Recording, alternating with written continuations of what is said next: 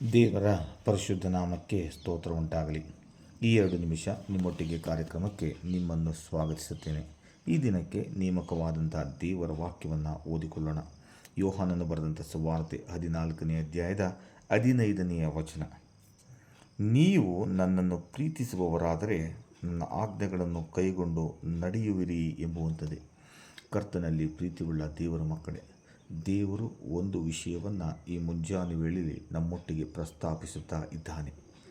ಆ ಒಂದು ಮಾತೇನೆಂದರೆ, ನೀವು ಒಂದು ವೇಳೆ ನನ್ನನ್ನು ಪ್ರೀತಿಸುವವರಾಗಿದ್ದರೆ ಖಂಡಿತವಾಗಿಯೂ ನನ್ನ ಆಜ್ಞೆಗಳನ್ನು ನೀವು ಪಾಲಿಸಿ ನಡೆಯುವಿರಿ ಎಂಬುದಾಗಿ ದೇವರ ವಾಕ್ಯವು ನಮಗೆ ತಿಳಿಸುವಂಥದ್ದಾಗಿದೆ.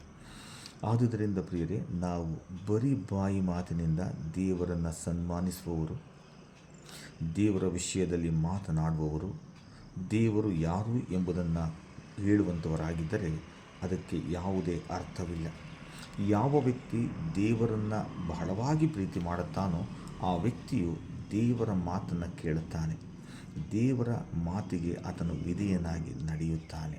ಆದುದರಿಂದ ಪ್ರಿಯರೇ, ದೇವರು ಈ ಒಂದು ದಿನದಲ್ಲಿ ನಮಗೆ ತಿಳಿಸುವಂಥ ಮಾತೇನೆಂದರೆ, ಮಗನೇ ಅಥವಾ ಮಗಳೇ, ನೀವು ಒಂದು ವೇಳೆ ನನ್ನನ್ನು ಪ್ರೀತಿಸುತ್ತಾ ಇದ್ದೀರೋ ಹಾಗಾದರೆ ನೀವು ನನ್ನ ವಾಕ್ಯಗಳನ್ನು ಖಂಡಿತವಾಗಿಯೂ ಪಾಲಿಸುತ್ತೀರಿ ಮತ್ತು ಅದಕ್ಕೆ ವಿಧೇಯರಾಗುತ್ತೀರಿ ಎಂಬುದಾಗಿ ದೇವರ ವಾಕ್ಯವು ಹೇಳುವಂಥದ್ದಾಗಿದೆ.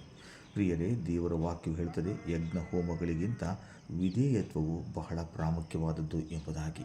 ದೇವರ ವಾಕ್ಯವನ್ನು ಕೇಳುವವರು ಮಾತ್ರವಾಗಿರದೆ, ದೇವರ ವಾಕ್ಯವನ್ನು ಬೋಧಿಸುವವರು ಮಾತ್ರವಾಗಿರದೆ, ದೇವರ ವಾಕ್ಯಕ್ಕೆ ವಿಧೇಯರಾಗಿ ನಡೆದುಕೊಳ್ಳುವಂಥದ್ದು ಬಹಳ ಪ್ರಾಮುಖ್ಯವಾದಂಥದ್ದು. ಆದುದರಿಂದಲೇ ಪ್ರಿಯರೇ, ದೇವರ ವಾಕ್ಯವು ಹೇಳ್ತದೆ, ನೀವು ನನ್ನನ್ನು ಪ್ರೀತಿಸಿದರೆ ಖಂಡಿತವಾಗಿಯೂ ನನ್ನ ಆಜ್ಞೆಗಳನ್ನು ಪಾಲಿಸುತ್ತೀರಿ ಎಂಬುದಾಗಿ.